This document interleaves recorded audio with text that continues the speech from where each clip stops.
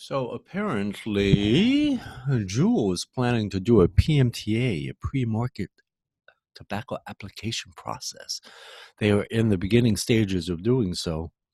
They're putting together particular studies, various studies on certain areas of the Juul itself, and eventually they're going to submit it by August 8th of 2022. At least that's what they would like to do. I'm going to share some of this information with you. Right now, they're putting some information out there to the public showing that Juul has less toxicity levels than other products, especially combustible cigarettes. But there is also, you will see, also studies that during the same symposium that Juul attended also shows that levels of toxicity is quite high as well. But the point of this video here, at least, is that Juul is actually in the process of putting together studies of various elements in regards to the Juul itself and its pods and its nicotine salts, etc., on down the line, in order to eventually submit it to the PMTA or submit it to the FDA as a PMTA. Now, Juul certainly has the money to do so.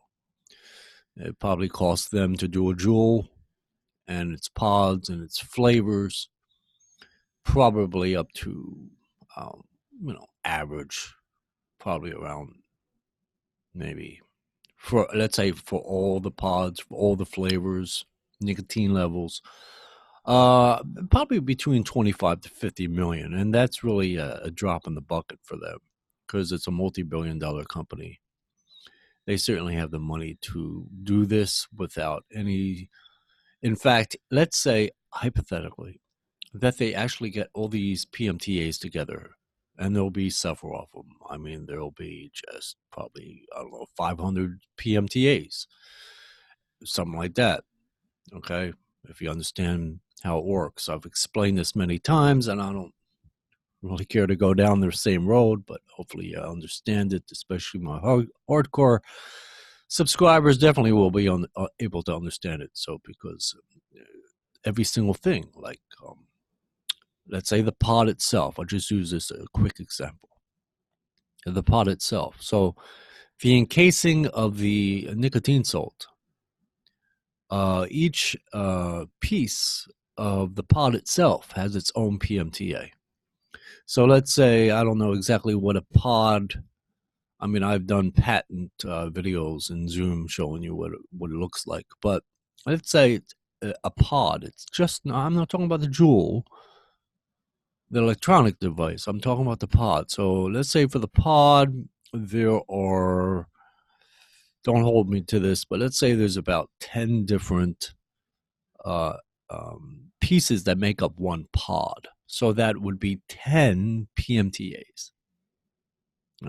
Like, in other words, you have the cotton, that's a PMTA. You have a coil, that's a PMTA within the pod itself. Then you have maybe some, rubber pieces that are attached to it. Maybe you have contacts that are inside of that pod.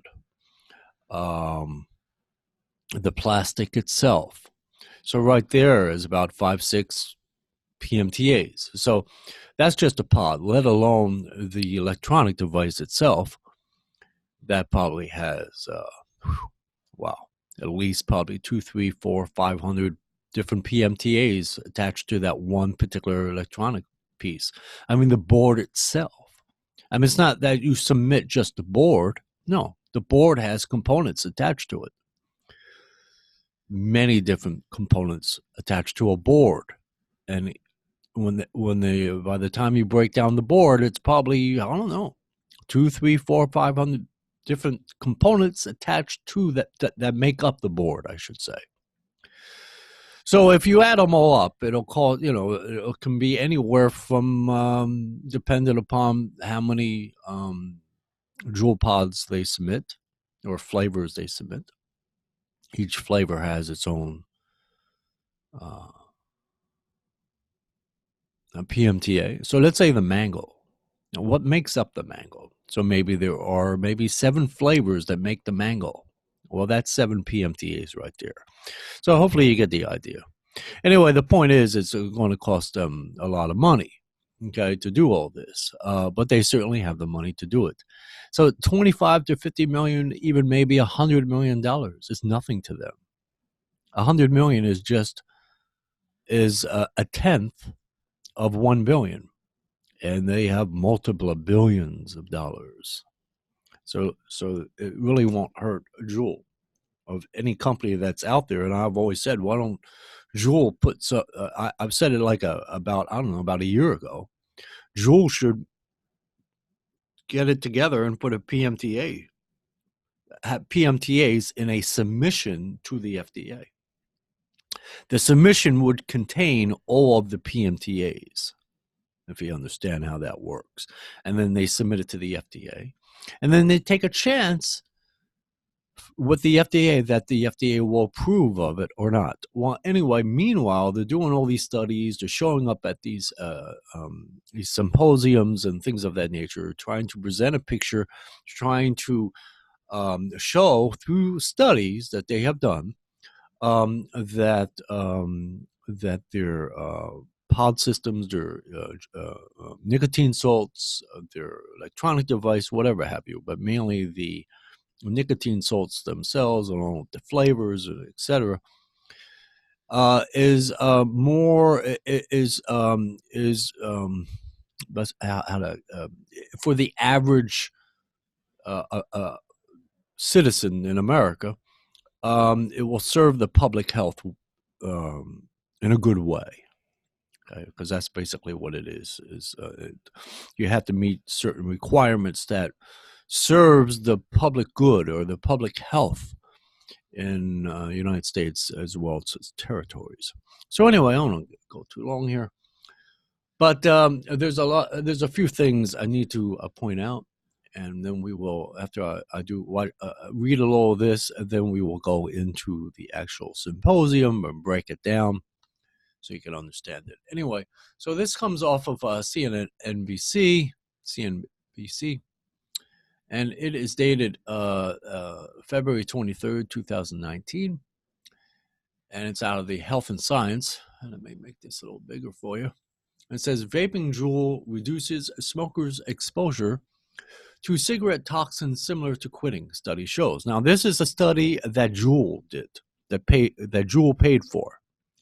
But there are other studies at the same symposium that Juul had showed up for to present their own study. And who's also participating in this symposium, by the way, is the Food and Drug Administration, along with the Center for Tobacco Products, and I'll show you that in the document. But the point is according to their own study that they had paid for, it shows that toxins, like it says, reduces smokers, meaning mainly combusted cigarette smokers and things like that, of that nature, exposure to cigarette toxins similar to quitting. Anyway, let me continue. Okay, so Juul presented, in other words, Juul presented their finding through their own study that they contracted with this particular company. I'll show you in a moment. Showing that to the symposium, they're showing that according to their own study, that nicotine salt / Juul products are good for you. Okay. So anyway, it says switching to Juul e-cigarettes reduced smokers' risk to cigarette toxins at similar levels to quitting entirely, according to results from a clinical trial.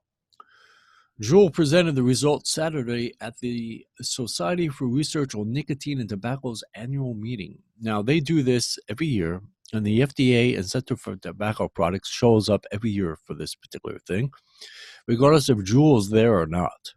So it's an ongoing thing, okay? Anyway, the data could help bolster Juul's credibility as a smoking cessation tool for adults, while the company fends off criticism that it has fueled an epidemic of teen e-cigarette use. So it says, switching to Juul e-cigarettes, and I read that. Researchers found switching entirely to Juul reduced smokers' exposure to biomarkers or signals of exposure to cigarette smoking 99.6%, as much as abstaining entirely from cigarettes. Juul presented the study conducted by outside lab Solarian Saturday at the Society for Research on Nicotine and Tobacco's annual meeting. So this is the particular lab that they employed, they contracted with. Okay. It says these are the first clinical data Juul have presented. Juul is conducting several studies to prepare for an eventual application it and other e-cigarette manufacturers will need to file with the Food and Drug Administration by 2022. The data could help bolster Juul's credibility as a smoking cessation tool for adults, while the company fends off criticism that it has fueled an epidemic of e-cigarette use. Juul's Vice President of Medical and Clinical Affairs, Josh Vo, says we're committed to durable clinical research that's published in peer-reviewed journals and presented at major conferences. Now, like once again, I'm going to show you at the same particular conference, at this particular conference here, this whole thing here, there's also, where this is here, there's also a study that shows it's really bad for you as well. So, but Juul wants to present themselves in a good light, and they're definitely in a defensive mode. And so they're also in an offensive mode as well. So they are taking monies and putting it into research of their own. Of course, when and if it is submitted to the FDA, as far as these PMTAs are in a submission, well, and then it's a whole different ball game. So that's pretty much, and then it says a study published last month in the New England Journal of Medicine showed e-cigarettes were nearly twice as effective as nicotine patches, gums, and similar therapies in helping people to stop smoking. And I presented that a few times already on this channel. And it says in the study presented Saturday, researchers tested 90 adult smokers for 9 biomarkers associated with combustible cigarette smoke. They asked participants to abstain from smoking for 12 hours before they measured the baseline. They then divided participants into 6 groups, with one group instructed to abstain altogether, one group assigned to smoke normally, and the other 4 groups to vape different flavors of Juul's nicotine liquids. After 5 days, they measured the biomarkers in participants' urine and blood and compared them with the baseline. In the abstinence group, the biomarkers were reduced by an aggregate of 85.3%, compared with the 85% reduction in the groups that used Juul. That equals a 99.6% relative reduction of biomarkers or risk to cigarette smoking among the Juul group compared to people who quit smoking entirely. In other words, the study found that using Juul was virtually as effective in reducing one's risk to cigarette smoking as quitting entirely. Of course, they don't tell you you're definitely addicted to nicotine with those nicotine salts, but I guess that's beside the point. So anyway, it goes on a little bit there. So let's go to this thing here. Of course, Juul is going to present themselves in a good light. And considering they're going to be submitting a PMTA to the FDA, of course, they're going to show whatever they can that's in a positive light. The thing is once the FDA receives this submission, from whatever it may be, once they receive the submission from whatever electronic nicotine delivery system manufacturer, it's a whole different ballgame. And then, of course, it's very dicey. But Juul certainly has the money to take that gamble. For even on the very, high end, let's say it costs Juul $100 million to do PMTAs and submit it to the FDA. It won't be a great loss to them. In other words, $100 million, nothing to Juul. And there are other companies can probably afford things like Five Pawns, Cosmic Fog, Cutwood, Suicide Bunny. These are multi-million-dollar companies. Whereas Juul is a multi-billion-dollar company. Five Pawns may have to be a little bit more selective in which e-liquids they put through. Whereas Juul can put every single mango or cucumber, all their flavors through with no problem. Anyway, so this is so this comes off of this thing here that they were talking about up here. The Society for Research on Nicotine and Tobacco. That's what the Society of Research on Nicotine and Tobacco. And they get grants and all this stuff from the FDA and stuff. So this was from February 20th to 23rd, 2019 in San Francisco, California, which is the headquarters of Juul. And then they have, all these meetings and workshops and all this other cutesy, tootsy, pootsy stuff. And then they have all this stuff. So what I'm going to do, let me pause this and share the next thing with you.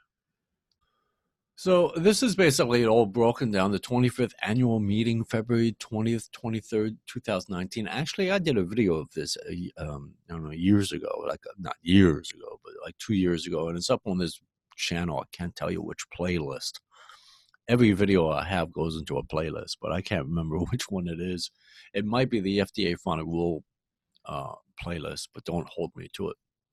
But it shows you all the participants and things of that nature. And like in this one here, so you have Mitch Zeller, Doctor of Jurisprudence, JD, Director of FDA Center for Tobacco Products, who showed up, and a few other people that showed up that is a part of the Center for Tobacco Products. So he shows up, but he shows up every single year, and he'll give testimony at this symposium. He gives, his own deal. He has his own things to say. They do this every year, regardless if Juul's there or not. This is what they do once a year. It's like the meeting of the mind, so to speak. Okay, and then you have all these other people that show up. Now let's see if we can find Juul in here.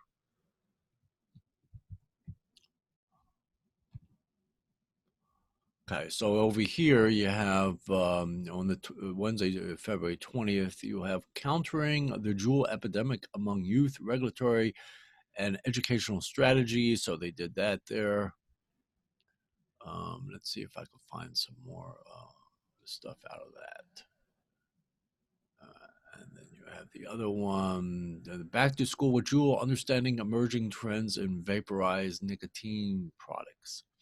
All right, so in one of those particular presentations, they showed that study that shows that if you use nicotine salts with Juul products, it's as if you're abstaining from smoking combustible cigarettes or the like.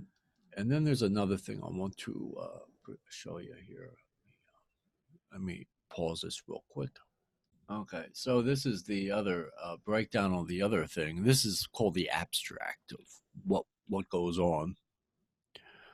And see, this is the abstract of basically everything. So it's a like I said, it's a peer review process. That's what it is. So these gods, with a lowercase g, get together and discuss tobacco and nicotine. So anyway, let's go to each one in regards to Juul.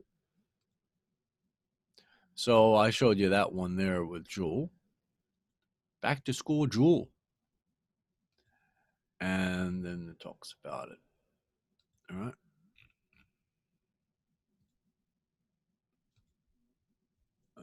Talk about Juul. Juul. Okay, and then they talk about it. Let's see where else they talk about it. So then over here they're talking about as well the rise of the pod mod trends in e-cigarette sales in the United States from 2013 2017, and all these are the ones that participate in it.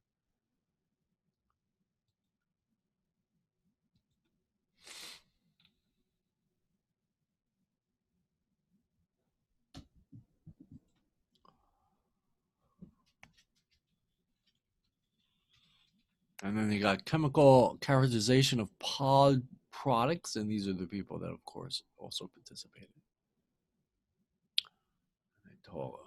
But they're also showing you all this other stuff. So here you have, like, I don't know if you read this. I'm gonna make it big, but it's okay. So, like in here, they did one study showing that several respiratory irritants like benzodiazepine, vanillin amyl acetate. Results from product testing presented above suggest that pods give users cigarette-like nicotine delivery toxic chemicals as detailed above have been identified in aerosols from pods, and the risk of repeated inhalation of high doses of nicotine salts are unknown. Although the exact physiological mechanisms of nicotine salts have not been studied in detail, these compounds are believed to increase the amount and rate of nicotine uptake in e-cigarette users, effectively increasing the dose of nicotine delivered to the central nervous system. So there are certain things that they're also, continuously studying. There are some conclusive evidence. There is some inconclusive evidence. But of course, according to Juul, they're going to present themselves as, well, we have conclusive evidence that, hey, well, okay. Well, the thing is, I mean, it's good that they're submitting something to the FDA. I said that over a year ago. I mean, it's not good. It's not good in the sense that you're going to get um, generation after generation addicted to high nicotine salts. I'm against that, of course, but that's, who am I? But it's good to get something possibly, maybe, approved by the FDA in regards to electronic nicotine delivery systems that are somewhat, that even advanced vapors, like Brian over there on the Vapor Chronicles, he's addicted to all this crap, all these nicotine salts and Juuls and what fix and what's that other thing he likes to use, the not the infinite, what the hell is that other thing, I can't remember. Anyway, there's all kinds of stupid ass pod systems out there, but anyway, he's addicted to all that crap, and he's an advanced vapor, and he's not the only one. Mike vapes, all of them, they do these nicotine salts. So let's say they submit something to the FDA, maybe possibly get approved by the FDA. At least they'll have that on the market, and that will help somewhat to a degree in regards to the substantial equivalence pathway, something that's substantially similar to a Juul. And the pods and the nicotine salts could possibly not have to go through a PMTA. They will just have to go through an SE or a substantial equivalence, which is less costly, less paperwork, and takes less time, especially in the studies. So just little things. Just want to share this with you. It says exposure to Juul flavors generates reactive oxygen species, potentially eliciting differential cytotoxic and inflammatory responses. So they're saying here in this study that these particular individuals are presenting to this symposium that it's not the greatest thing for you in the world. And then it goes on and on and on. I mean, there's many different. Let's see if I can. Let me find where Juul actually says that, hey, by the way, our stuff is cool. Let me find this for you. Let me pause this. So as I'm reading this, there's actually more studies that show, for the most part, that Juul and nicotine salts are not good for you. But I mean, Juul does present their own study showing that it's good for you. But it's like one study out of probably 100 studies in this symposium that is showing that it's bad for you. There's more studies. There's only one study that shows it's possibly good for you, and all the other studies are bad for you, or is bad for Juul. I can hear it saying, says fluids and aerosols from Juul products are cytotoxic and affect cell survival. These are things. These data provide new and useful information for users and regulatory agencies on the chemical composition of Juul products and their potential to cause harm to users. And they're funded by an academic institution as well as the federal funding. Wait, let me find this thing with Juul. Because it probably taken me about 16,000 years to go through that whole entire document. What I'm going to do is I'm going to put this link under the video. So what you do in regards to this annual meeting is you go down to here, down to this where it says click here. And on the abstract book, you click on the abstract book, and also you can click on the rapid response abstract book. And you could search for what they're talking about in this particular article in regards to their particular study that they had done. Like it says, first clinical data Juul have presented. So you could do your own research on that, especially the characters over their NVR network might be interested in doing some research, finding that area and talking to it. I'm not really in the mood, nor am I, well, not so much in the mood, but I'm not, I don't want to consume time looking for that. I mean, I could find it in that document, but it'd take me a little while. But if you click onto this and that where the mouse is at, you'll find the particular presentation that Juul had before these guys here, the CRNT, which is Society. What is that again? Society for Research on Nicotine and Tobacco. And then you could find it if you're so interested in it, or just take it for granted as to what CNBC talked about in regards to this whole thing. So I just want to, what really caught my eye is that Juul is actually in the process of actually doing all these studies, toxicological studies, all these environmental studies, whatever have you, putting all these PMTAs together and then putting it into a submission to the FDA by August 8, 2022 to try to see if the FDA, the Food and Drug Administration, will approve of their submission, and therefore they will get an FDA marketing order on their particular device. Will that happen? Who knows? I can't tell you, really. FDA Commissioner Scott Gottlieb might not even be there, by the time they submit it or it's reviewed, let alone approved. Or he may be there, who knows? But so this is good only because I mean I am 110% against 50 milligrams of nicotine salts. But nevertheless, the catch-22 that is that I would like to see something submitted to the FDA in regards to something that we know of, and have a possibility of maybe it being approved and then submitted into the substantial equivalence category or pathway, which will make it easier for other products to get through that are substantially similar to a Juul product. Are there many things like that on the market? No, but there are many other nicotine salt delivery systems that are out there. As far as getting something like a well, the good thing is, let's say a mango. So even though it's nicotine salt, if you separate the nicotine out of it, you're getting some kind of a flavor or a combination of flavors that make up this mango from Juul. If it's approved by the FDA, you get it into the substantial equivalence. So that helps to a degree in regards to doing all these testings and studies of e-liquids. Because even though it's a nicotine salt in that mango or cucumber or whatever else they have, it contains flavors that make up that mango and whatever other chemicals that are inside that particular mango e-liquid, which can help us in the long run. So as far as e-liquids are concerned. So this is a positive mood, positive move on Juul's part.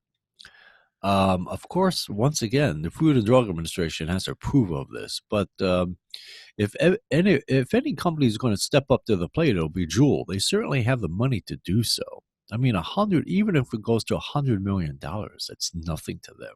$100 million is like $500 to you and I. It's really nothing to Juul. Anyway, I'll let you go. I have one other little Juul thing I want to do, and then I'll let you guys go. Anyway, you guys have a good one. Bye-bye.